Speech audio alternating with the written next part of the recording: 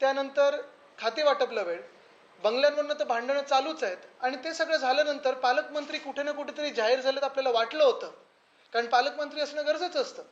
आणि पालकमंत्री जाहीर झाल्यानंतर मुख्यमंत्री परदेशी असताना अचानक एक नोटिफिकेशन येतं की नाशिक जिल्ह्याचं आणि रायगड जिल्ह्याचे पालकमंत्री पदाला स्थगिती दिली जाते. हे नक्की काय चाललंय? ह्याच्यात काही षडयंत्र आहे का?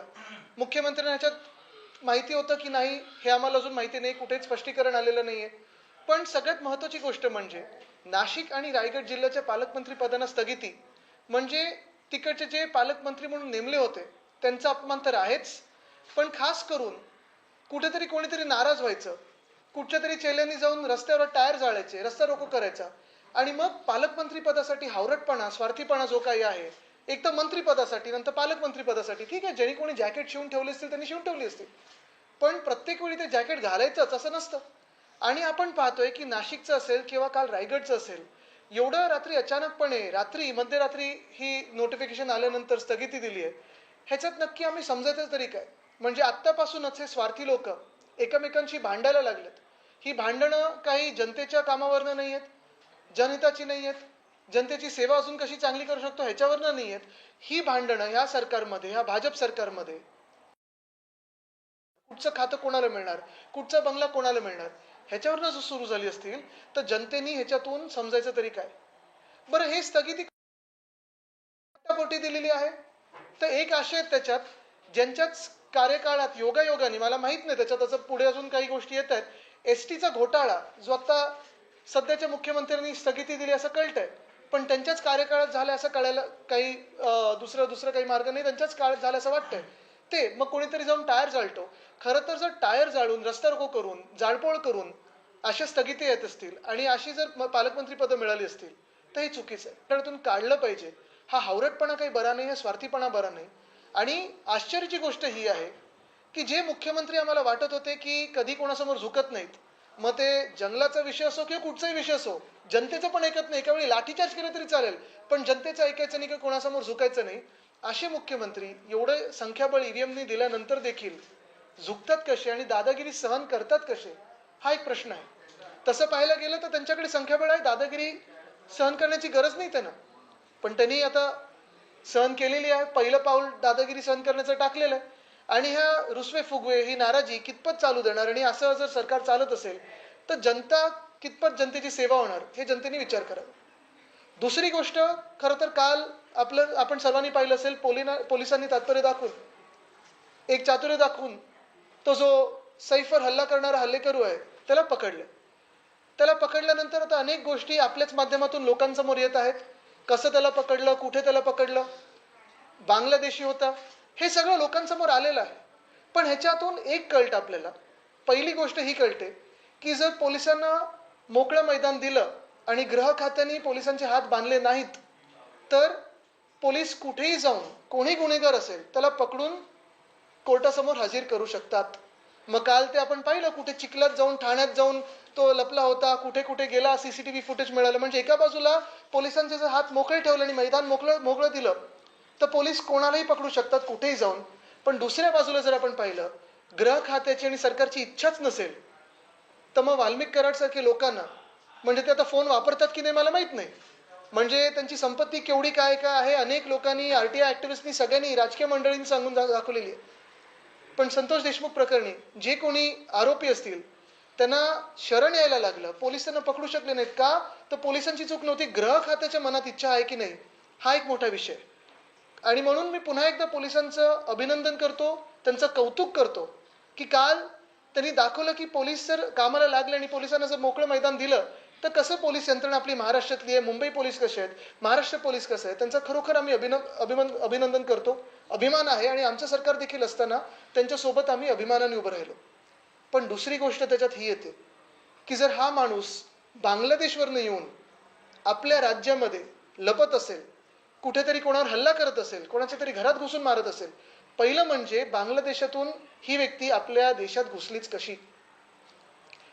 योगायोग सांगा किंवा राजकीय काही घडामोडी सांगा, पण भाजपनी किंवा काही त्यांच्या कार्यकर्त्यांनी मध्यंतरीच्या काळात बांगलादेशी हटाव मोर्चे काढले होते. आता आपण हे लक्षात घ्या की गेले 10 वर्ष आणि आत्ताचं 1 वर्ष म्हणजे 11 वर्ष 2 बहुमताची सरकार आणि आत्ताचं एनडीएचे सरकार कोणाचं आहे केंद्रामध्ये? भाजपचं आहे. महाराष्ट्रात देखील गेली 11 वर्ष 2.5 वर्ष आमची सोडली, तेही कोविडच्या लॉकडाऊनमध्ये गेली, पण 2.5 वर्ष जर सोडली तरी गेली आपण पाहताय किती वर्ष, 8-8.5 वर्ष तर भाजपचंच सरकार आहे. मग केंद्रात गृहमंत्री कोणाचे आहेत? तर भाजपचे आहेत. राज्यात गृहमंत्री कोणाचे आहेत? तर भाजपचे आहेत. आज जर हे भाजपचे कोण लोक मोर्चा काढत असतील, मी खरोखर त्यांना एकच सांगेन की आपण सगळ्यांनी मिळून मोर्चा काढला पाहिजे आणि प्रधानमंत्र्यांना विचारलं पाहिजे की आपलं सरकार जे केंद्रात बसलेलं बहुमताचं सरकार आहे ते अकार्यक्षम आहे का? ते काही आपल्या बॉर्डर सिक्युअर करू शकत नाही का? तुमच्या देखरेखीत बांगलादेशी घुसतातच कसे? बरं आला आणि तो राहिला कुठे होता? 6-7 महिन्यापूर्वी, एक तर 6-8 महिन्यापूर्वी आला, आता सगळं कळतंय. म्हणजे खोके सरकारच्या वेळी राहिला कोणाच्या जिल्ह्यामध्ये? ज्या जिल्ह्यातून पूर्व घटनाबाह्य मुख्यमंत्री होते. म्हणजे हे नक्की कुठपर्यंत पोहोचलेलं आहे? 10 वर्षात भाजपचं जे अपयश आहे, मग एका बाजूनी चीन घुसत आहे, दुसऱ्या बाजूनी बांगलादेशी घुसत आहेत आणि एका बाजूला आपण पाहतोय बांगलादेशमध्ये हिंदू आक्रोश करत आहेत की आम्हाला न्याय द्या, आम्हाला देशात घ्या, तिथून काही हे काही तिथे काही करू शकत नाहीत, भाजप जाऊ शकत नाही, केंद्र सरकार जाऊ शकत नाही, थांबू शकत नाही. इस्कॉनचे जे तिथे मला वाटतं पुजारी होते त्यांना पण अटकेत टाकलं होतं. भाजप किंवा केंद्र सरकार काही बोलू शकलं नाही.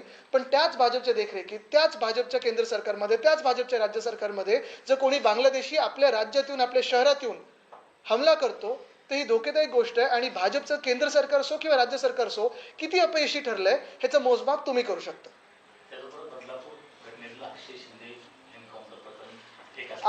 आज कोर्टाने त्याच्यावर ताशाने ओढलेले आहेत. म्हणजे निवडणुकीच्या आधी हे एन्काउंटर राजकीय दृष्टी केलं होतं का? काहीतरी एखादा विषय किंवा त्याला काही गुपित माहिती होतं ते अजून काही तसंच ठेवण्यासाठी केलं होतं का? हा पण विषय आहे, पण ते कोर्टात आहे आता विषय तो.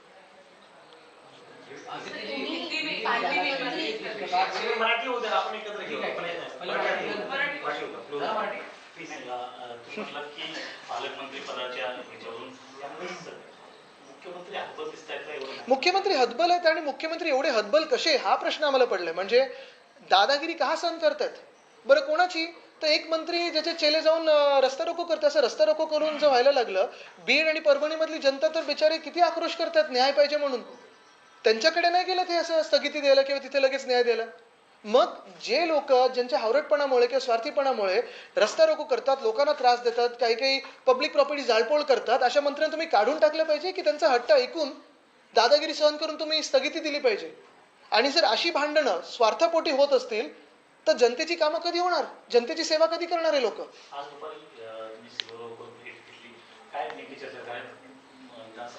सदिच्छा भेट होती, पण हेच विषय महत्वाचे आहेत आणि ह्या विषयावर देखील चर्चा झाली. पालकमंत्र्यांचा विषय तुम्ही काढला, पहिल्यांदाच पाहायला मिळते की 3 सहपालकमंत्री आहेत. आणि तुम्हाला सांगतो हे पालकमंत्री कोणाला नाही व्हायचंय, त्या जिल्ह्याचा ना मालक व्हायचंय, यांना मालकमंत्री व्हायचंय आणि म्हणून हे सगळी भांडणं चालली. मुख्यमंत्री आणि उदय सामंत उद्योग मंत्री हे लाओसला गेलेले आहेत.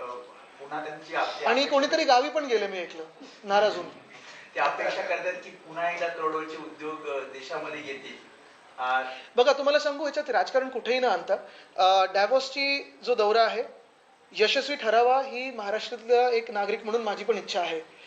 जी उधळपट्टी होत होती गेल्या 2 दौऱ्यांमध्ये, म्हणजे जे मिंदेंचा दौरा होता ती आम्ही तुमच्या समोर आणली, आपण पण पाहिली ती. म्हणजे ती काय आपल्या डोळ्यादेखत झालेली उधळपट्टी आहे. 24 तासात 40 कोटी, परत दुसऱ्या दौऱ्यात 40 कोटी, किती मोठा लवाजमा घेऊन गेलेले हे सगळ्यांना माहिती आहे. पण ह्या दौऱ्यातून काहीतरी चांगलं निघावं अशी आमची पण अपेक्षा आहे, कारण शेवटी फायदा हा आपल्या राज्याचा झाला पाहिजे. पण गावी कोण गेलं नाराज होऊन ते जरा बघा, आणि आज चंद्र दिसतोय की नाही जरा बघा. चांगलं काही निघालं नाही तर काढायला लागेल. हिंदी में जाना चाहिए आपसे। सैफ का इम्तिहान के मुद्दे में आरोपी बांग्लादेशी पकड़ा गया। बांग्लादेशी हटाव को लेकर मोर्चे निकल रहे हैं। देखिए मोर्चे तो निकल रहे हैं, लेकिन जो मोर्चे निकल रहे हैं भाजपा के अगर होंगे तो मैं उनसे यही पूछना चाहता हूँ कि बांग्लादेशी हटाओ मोर्चा ये आप प्रधानमंत्री महोदय के ऑफिस पे लेके जाओ और पूछो कि आपकी सरकार जो है 10 साल से है, लेकिन बांग्लादेशियों को क्यों नहीं रोक पाई है. मैं ये भी जानना चाहता हूं कि 10 साल से अभी 11 साल हुए इस सरकार को, अभी मई में हो जाएंगे. जो बहुमत की 2 सरकारें थी, मोदी साहब की, पीएम साहब की थी, तो उसमें एक तरफ से चीन घुसखोरी कर रहा है, दूसरी तरफ से घुसपैठी कर रहा है, दूसरी तरफ से आप देख रहे हो बांग्लादेशियों को रोकने में असफलता मिल रही है. और इसी बात को हम पिछले साल भी छेड़ रहे थे कि जब बांग्लादेश में हिंदू आक्रोश कर रहे हैं कि उन पे अन्याय हो रहा है, उन पे अत्याचार हो रहा है, तभी इसी केंद्र सरकार ने, भाजपा की केंद्र सरकार ने चावल बांग्लादेश को भेंट दे दी है। इसी भाजपा की सरकार के देखरेख में अगर आप देखें, निगरबा में है, यही बांग्लादेशी लोग आ रहे हैं, हमारे राज्य में आ रहे हैं, हमारे देश में आ रहे हैं। केंद्र में सरकार किसकी है? भाजपा की है। राज्य में सरकार किसकी है? भाजपा की है। होम मिनिस्ट्री केंद्र में किसके पास है? भाजपा के पास है। राज्य में होम मिनिस्ट्री किसके पास है? भाजपा के पास है। तो फिर ये भाजपा की असफलता नहीं है? और यही मैं पूछना चाहता हूं कि ये सारे मोर्चे में हम भी शामिल होंगे, हम भी शामिल हो सकते हैं और होना भी चाहिए, हम भी मोर्चा निकालेंगे, लेकिन भाजपा ने जवाब देना चाहिए कि पिछले 10 सालों में कितने बांग्लादेशी उनको पकड़े गए, कितने बांग्लादेशियों को वापस भेजा गया, यूपी की सरकार ने कितने बांग्लादेशियों को बांग्लादेश में भेजा और इस सरकार ने कितने बांग्लादेशियों को बांग्लादेश में भेज दिया है। और यही मैं वापस दोहराना चाहता हूं कि ये जो हमला करने वाला आदमी था वो 6-8 महीने पहले आया, बांग्लादेश से आया, ये जो पुलिस से जानकारी मिल रही है वो है। और यही बात, यही इंसान जाके कहाँ रुकता है? तो थाना में रुकता है जहां से अनकॉन्स्टिट्यूशनल चीफ मिनिस्टर थे पिछले सरकार के। तो फिर ये क्या है? षड्यंत्र है? ये उनको घुसपैठ करने के लिए कोई एक मौका दे रहे हैं, एमनेस्टी दे रहे हैं कि क्या दे रहे हैं? इसके अलावा आपको लगता है सीएम कि साहब दिल्ली में विधानसभा चुनाव है, इसका फायदा उठाएंगे बीजेपी? देखिए, बीच में तो अरविंद केजरीवाल साहब ने तो साफ दिखाया था कि जो रोहिंग्या के कॉलोनीज है, हरदीप सिंह पुरी जी के तो ट्वीट्स है उस पे कि उन्होंने केंद्र सरकार ने तो बैठाया उनको। इसके अलावा और ये भी मैं कहना चाहता हूं कि देश के बॉर्डर्स की जो जिम्मेदारी है वो केंद्र सरकार की है। अगर बॉर्डर्स से चीन घुसपैठी कर है या फिर बांग्लादेशी आके बस रहे हैं तो ये असफलता सिर्फ भाजपा की है और केंद्र सरकार की है, क्योंकि पिछले 10 सालों में बहुमत की सरकार भाजपा की रही है। आदित्य जी, आपसे जानना चाहेंगे, आपकी भी सरकार के हमने 2019 में देखा था, आप लोगों ने काफी अहम लगाया था कि बॉर्डर सुरक्षित है। इस सरकार में पॉलिटिशियन के ऊपर अटैक हो रहा है, सेलिब्रिटी का अटैक हो रहा है, क्या आपको लगता है इस सरकार में जो मौजूदा सरकार है उसमें सेलिब्रिटी और पॉलिटिशियन सुरक्षित है? मुझे लगता है आम नागरिक भी कहाँ सुरक्षित है। पिछले सरकार देखो या अभी की सरकार देखो, कोई हिट एंड रन करके भाग जा रहा है, कभी कोई किसी के घर पे गोलियां चला रहा है, कोई कुछ भी चल रहा है, और होम डिपार्टमेंट क्या कर रहा है फिर? और यही मैं बात कहना चाहता हूं कि अगर आपने देखा होगा कि अगर पुलिस को ऑर्डर्स दिए जाए कि जो भी गुनहगार हो उसको पकड़ो, तो दिखाते हैं कैसे किया है उन्होंने, 24 घंटे में उसको पकड़ा है। लेकिन वाल्मीकि करार में होम डिपार्टमेंट और सरकार उसको खुद को शरण आना पड़ा, यानी होम डिपार्टमेंट उसको प्रोटेक्ट कर रहा था कि सरकार उसको प्रोटेक्ट कर रही थी। पुलिस अपना काम कर रही है, लेकिन सरकार क्या कर रही है? सरकार आदेश दे रही है कि नहीं दे रही है? गार्जियन मंत्री विवाद को लेकर आप क्यों दावा कर रहे हैं कि सीएम झुक गए हैं शिंदे सेना के सामने? कल रात को आपने देखा होगा कि एक नोटिफिकेशन आया जिसमें नासिक और रायगढ़ के गार्डियन मिनिस्ट्री को स्थगित किया गया है, पालक मंत्री को स्थगित किया गया है।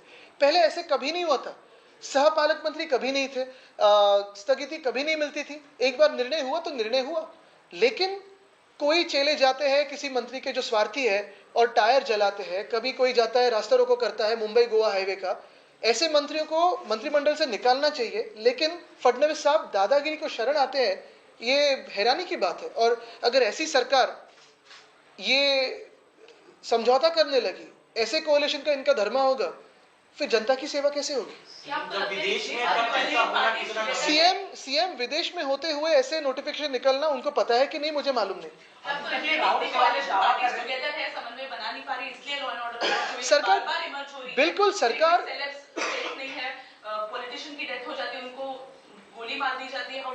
नहीं, क्योंकि सरकार जो है अपने अपने वादों में व्यस्त है। वादे नहीं पूरा कर सकते, लेकिन वाद निर्माण करते हैं, यानी झगड़ा निर्माण करते हैं। तो यही बात होती है ना कि एक होता है कि सरकार जनता की सेवा में व्यस्त हो, दूसरी बात होती है कि अपने ही मूड में व्यस्त हो। अभी की सरकार देखो तो कोई पालक मंत्री नाराज है, कोई खाता नहीं मिला इसलिए नाराज है, कोई बंगला नहीं मिला इसलिए नाराज है, तो जनता की सेवा कब करेंगे? बदलापुर एक एनकाउंटर और सवाल जानना चाहेंगे, राहुल सेवाले दावा करेंगे 23 जनवरी को महाराष्ट्र में बड़ा भूकंप होने वाला है। आपके गुट के विधायक और कांग्रेस के गुट के विधायक जो है उनके संपर्क में, उनके बयान को आप कितनी सच्चाई? उनके पास मैं देखता भी नहीं। ओके, इसके अलावा आप जिस तरह से बदलापुर एनकाउंटर को लेकर जब विपक्ष जो आरोप लगाते हैं, शक जता रहा था, आज मजिस्ट्रेट की रिपोर्ट में वो बात सच होती नजर आ रही, इस पर आपका क्या कहना है? बिल्कुल, ये अभी आज ही कोर्ट में हमने सुना कि ये फर्जी एनकाउंटर है कि नहीं, इस पे कोर्ट ने देखिए शक जताया है और मुझे लगता है कमेटी बिठाई है। एक बात यही होती है कि ये जो जिसको एनकाउंटर हुआ था, फेक हो या सही हो एक बात होती है, लेकिन उसे क्या पता था जो सरकार जनता से छुपाने चाहती है और पूरे सारे जो नामो निशान है वो नष्ट करना चाहती है। तो वो भी सोचने की बात होती है। क्या चुनाव में आपके लिए लिया गया फैसला हो सकता है, क्या किया गया? आप उनसे पूछें। अदिति जी, सवाल ये है कि जो इनकाउंटर आप हिंदी में, अरे हाँ, एकनाथ शिंदे के मुख्यमंत्री पद थे तभी हुआ था, और अभी जो फैसला आया है वो देवेंद्र जी उप मुख्यमंत्री है, तो ये फैसला है। और कहा जाता है कि जब एनकाउंटर हुआ था तब देवेंद्र जी होम मिनिस्टर थे, तो क्या लगता है कोई किसी का गेम कर रहा है? ये अभी आपने और अच्छा एक्सटेंशन दे दिया है, लेकिन दोनों सरकार में देवेंद्र जी के पास होम मिनिस्ट्री तो थी। यही बात मैं पूछना चाहता हूं कि ये कल जैसे पालक मंत्री पे ऊपर विवाद हुआ है या किसी और बंगले पे विवाद होता है, तो ये वाद विवाद में फंसे हुई सरकार है। जनता की सेवा कब करेगी और कैसे करेगी, जनता को न्याय कैसे दे पाएगी? अभी तक लाड़की बहन योजना शुरू हुई है? नहीं। 2100 की है? नहीं की है। काफी सारे जो वादे थे जनता को, वो जो पूरे करने हैं, पहले 100 दिन में करने वाले थे, कितने दिन निकल गए? आपस में डिपार्टमेंट देने में कितने दिन गए? 20 दिन तो उसी में गए थे। और ये शायद हो सकता है, मैं आपकी तरफ से वो सवाल करूंगा अभी। आदित्य जी, कोलकाता की बात करते हैं, जो हमने देखा था हाल ही में एक रेसिडेंट डॉक्टर के साथ रेप करके हत्या कर दी गई थी। आज कोर्ट ने फैसला सुनाया है उम्र कैद की सजा। कोर्ट के फैसले को आप किस तरह देख रहे हैं? मुझे लगता है फैसला अच्छा है, तुरंत आया है। और मैंने पहले भी कहा है कि अगर रेप में कोई कन्विक्ट हो तो उसको टेररिस्ट के जैसे ही ट्रीट करना चाहिए, फिर वो लाइफ इम्प्रिजनमेंट हो या हैंग टू डेथ।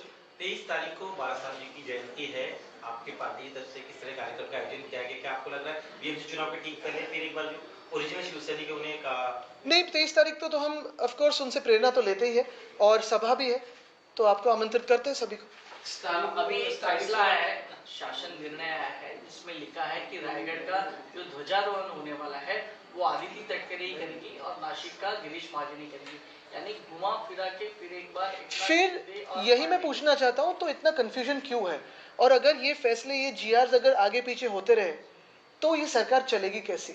और क्या जो उधर के जो विधायक है या जो मंत्री है, फिर वो मिंदेगढ़ के हो या भाजपा के हो, क्या उनके मन में ये है कि वो महिला के साथ काम नहीं कर सकते? क्या उनके मन में ये है कि वो गिरीश जी के साथ काम नहीं कर सकते, अदिति के साथ काम नहीं कर सकते? क्या है उसमें? क्यों रात को स्थगिति दी गई थी? क्या सीएम साहब को पता था कि ये स्थगिति दी गई है, कि ऐसे ही नोटिफिकेशन जारी किया था? आपको नहीं लगता कि हालांकि अभी तक आप तैयारी सभी पार्टी कर रही है, शिवसेना का क्या फैसला? क्या आप लोग अकेले लड़ेंगे या महाविकास अघाड़ी के साथ लड़ेंगे? मुझे लगता है सबसे पहले तो चुनाव जब तय हो गए, जब जाहिर हो गए, तो हम अपनी बात करेंगे। लेकिन आज यही दो इंपॉर्टेंट विषय है, पालक मंत्री और उस पर जो कंफ्यूजन हो रहा है, जनता की सेवा नहीं हो रही। और दूसरी बात यही है कि अगर बांग्लादेशी घुसपैठी कर रहे हैं, घुस के हमारे देश में आ रहे हैं, कहीं क्राइम कर रहे हैं, कहीं जॉब ले रहे हैं, तो ये केंद्र सरकार की असफलता है कि अभी तक वो रोक नहीं पाए।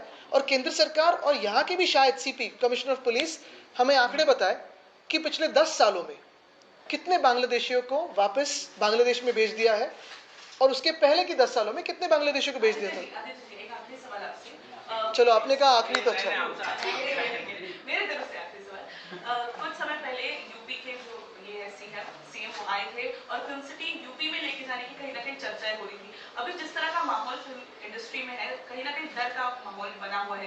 क्या आपको लगता है इसकी वजह से फिल्म सिटी जो है यूपी में शिफ्ट? देखिए, एक बात तो है कि इनकी कोशिश तो बहुत सालों से चल रही है, लेकिन अभी तक तो कुछ जा नहीं पाए। हाँ, पिछले सरकार में काफी सारी इंडस्ट्रीज गुजरात की, और ये जाहिर सी बात है। इसलिए मैंने कहा कि अभी की डाइवोर्स दौरा जो है, सीएम साहब का जो डाइवोर्स की ट्रिप है, टूर है, सक्सेसफुल रहे, ये हर एक की मनोकामना है, क्योंकि महाराष्ट्र में इन्वेस्टमेंट आना चाहिए। महाराष्ट्र में अभी जो माहौल है, कोई भी मंत्री झगड़ा कर सकता है, कोई भी हाईवे बंद कर सकता है और जीआर निकालता है, खुद के लिए कोई बंगला मांगता है, कोई जिला मांगता है। ये कोई अच्छे हालात नहीं है, ये कोई शुभ चिन्ह नहीं है। और मेरा तो यही कहना है, मेरी तो यही मान्यता है कि अगर सरकार को आगे चलना है तो विरोधी पक्ष हो या सत्ताधारी पक्ष हो, महाराष्ट्र के हित का सोचना होगा, स्वार्थ का नहीं।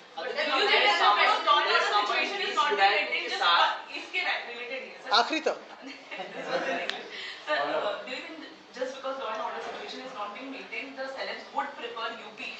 I think it is irrespective of whether whoever wants to move anywhere, the law and order situation in Maharashtra has to be absolutely brought back to normal. Today, right from civic sense in driving, and I keep speaking about this in the assembly also, you see a lot of wrong side drivers. 2 crimes are on the rise. Unfortunately, the past 3 years have seen an absolute crumble in the law and order situation in Maharashtra, and we hope it gets restored. आदित्यजी, उदय सामंत 20 आमदारांसोबत तयार होते असं महाविकास आघाडीकडून आरोप केला गेलाय जेव्हा सरकारची स्थापना होत होती. काय नेमकं 20 होते की 22 होते? तुम्ही सांगा. त्या दिवशी आपण आकडा कुठचं बोललेलो? नवा उदय होईल असं म्हटलं जातंय. एकनाथ शिंदेंना बघा, बाजूला ठेवून- ह्याच्यात मला त्यांच्या राजकारणात जायचं नाही. एवढंच मी सांगेन की मागचे जे 2 दौरे झाले डायव्हर्सचे तसे होऊ नयेत, उधळपट्टी होऊ नयेत. येत काही असेल तर चांगलं इथे यावं, चांगले इन्व्हेस्टमेंट यावी, नोकऱ्या त्याच्यातून निर्माण व्हाव्यात. डेटा सेंटर तर येत राहतात आणि डेटा सेंटर काही नुसतं इन्व्हेस्टमेंट म्हणून बघू नये, FDI नुसतं इन्व्हेस्टमेंट म्हणून बघू नये, त्याच्यातून जॉब क्रिएशन किती होतं हे बघावं. पुन्हा एकदा मी आपल्याला सर्वात महत्त्वाचे जे 2 विषय होते त्याच्यावर आणीनच. आणि एकच सांगतो की आता हे जे सगळीकडे सुरू झाले, आज पण पेपरमध्ये वाचलं की कोणीतरी कोळीवाड्यातून सांगितलं की आमच्या बाजूला बांगलादेशी राहतात किंवा इथे राहतात तिथे राहतात. एकच आहे, पोलीस कमिशनरनी सांगावं की मुंबईत किती बांगलादेशी आहेत, किती लिगल आहेत, किती इलिगल आहेत आणि किती लोकांना परत पाठवले. धन्यवाद.